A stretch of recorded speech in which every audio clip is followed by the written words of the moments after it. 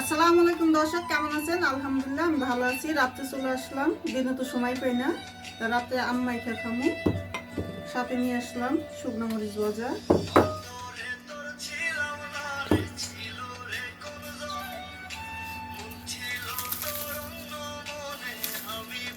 এরকম শুকনো মরিচ দিয়ে আম ভর্তা কে খেয়েছেন সবাই কমেন্ট বক্সে কমেন্ট করে জানিয়ে দেবেন।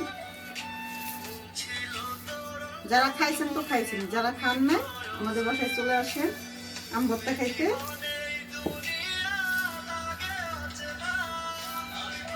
দুলাভাই কই তাড়াতাড়ি বুদ্ধু আমাদের দেখুন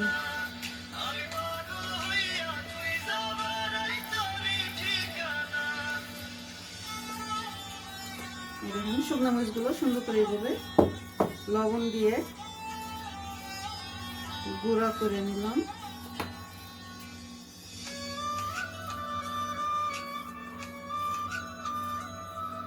দেশে থাকতে অনেক খাইছি, বাস বিদেশে এসে সব কিছু খাওয়া ভুলে গেছি গা। তো মাঝে মধ্যে হঠাৎ আবার খাই, যখন সময় পাই তখনই বানিয়ে খাই।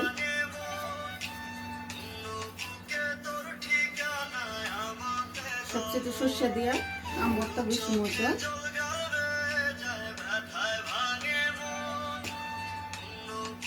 এখানে কাঁচা আম আর হলো পাকা আম মিক্সার করা আছে।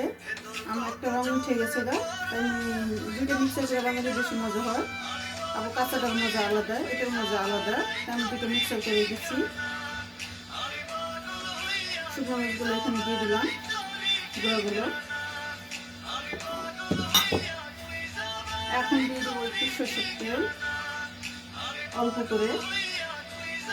জানি না কে অনেকেই খায় না সরষের তেল দিয়ে আম ভর্তা, কিন্তু আমার পছন্দ। সরষের তেল না দিলে আম ভর্তা মজা লাগে না।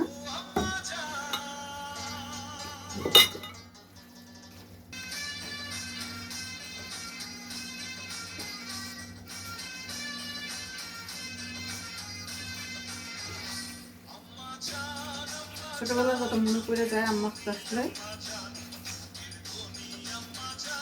কলা পাতা নিয়ে নিয়ে সবাই বসে থাকতাম। ছোট ছোট আম যখন আর কি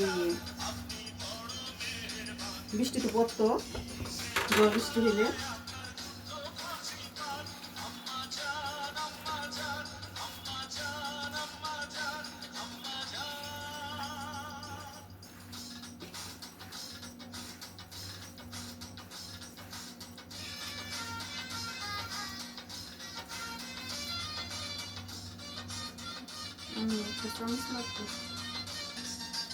আমি লবণটা দেখে নিই প্রথমত, কেমন লবণ হয়েছে মনে হয়েছে, কমাই দিচ্ছি।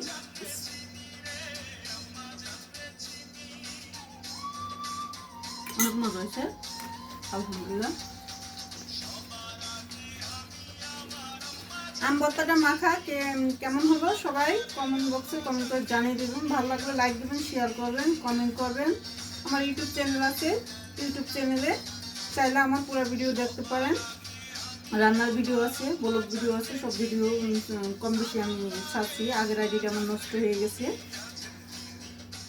যারাই দেখেন সবাই প্লিজ সবাই সাবস্ক্রাইব করে দিবেন। ভালো থাকেন, সুস্থ থাকেন, খোদা হাফেজ।